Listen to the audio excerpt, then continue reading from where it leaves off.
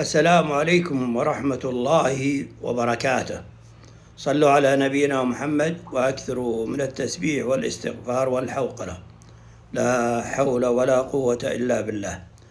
قصتنا هذه حدثت في المملكة العربية السعودية، وتحديدا في المنطقة الجنوبية، قبل تقريبا حدود 80 سنة، ولما كانت حالة الناس فقر، والله المستعان. ذيك الأيام ما كان فيه بترول ولا فيه تنمية ولا شيء. هذا رجال مزارع بسيط، وتعرفوا المزارع الأولى مي زي المزارع الحين بالكيلوات، لا، تلقاه مزارع بسيطة مرة. وكان زارع سمسم ودخن وذرة، وعنده منحل. لما حصد السمسم كان عنده بعير، وكان هو اللي يدوس على السمسم ويجمع المحصول، وكان عنده منحل عسل. جمع هذه الأشياء ذي وحملها على جمل، وكان دائم يروح يبيع في جيزان. ولما يبيع هناك ياخذ أشياء من جيزان ويجي يبيعها في ديرته. في مرة من المرات نزل يوم الجمعة وهو محمل البعير بالأشياء اللي قلتها. لما نزل جاء وصل هناك قبل صلاة الجمعة، إلا الناس مصطكة عند المسجد، وهو عقل البعير حقه من أطراف المسجد. وجاء وشاف الناس، لقى حريم يصيحن، ولقى رجال وأمهم هناك. وش القصة يا جماعة؟ قال هذا بيذبح اليوم، ذابح الله واحد. وسمع شو اسمه أهل المتوفي يقولون ما دفع شيء، إذا ما يدفع شيء فإن يقص، ما حد أعطانا شيء له، وإحنا فقراء محتاجين، وعيالنا وأهلنا وكذا.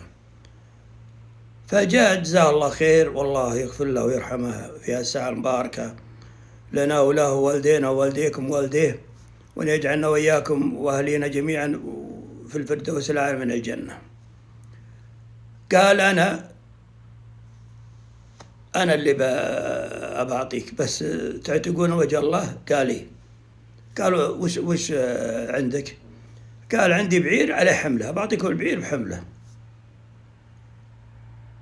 جابوا البعير وشافوا الأشياء اللي في البعير، قالوا موافقين. جاء المشايخ كان فيه وسجلوا الأشياء اللي فيه وهذا، وقاموا فكوا عنه. تعرفوا كانوا يغمونه على أساس قتل، فكوا العصابة اللي على عيونه.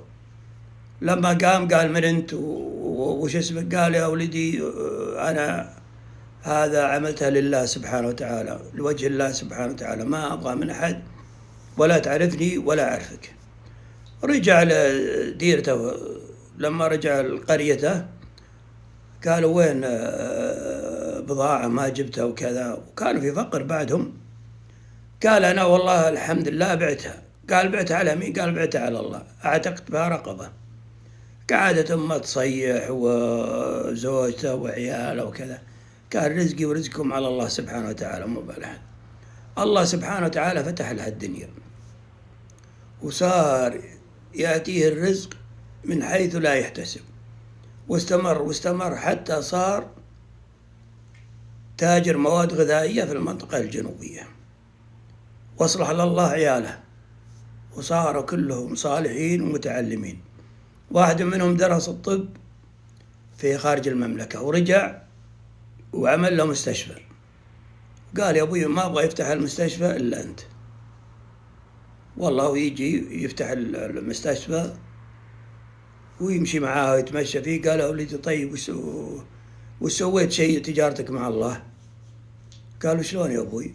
قال تخصص يوم مثلا الفقراء اللي ما يستطيعون شيء تعالجهم مجانا، وإذا كنت ما أنت راغبان في ذلك فخلى هذا اليوم مجانا وأنا أدفع حساباتهم.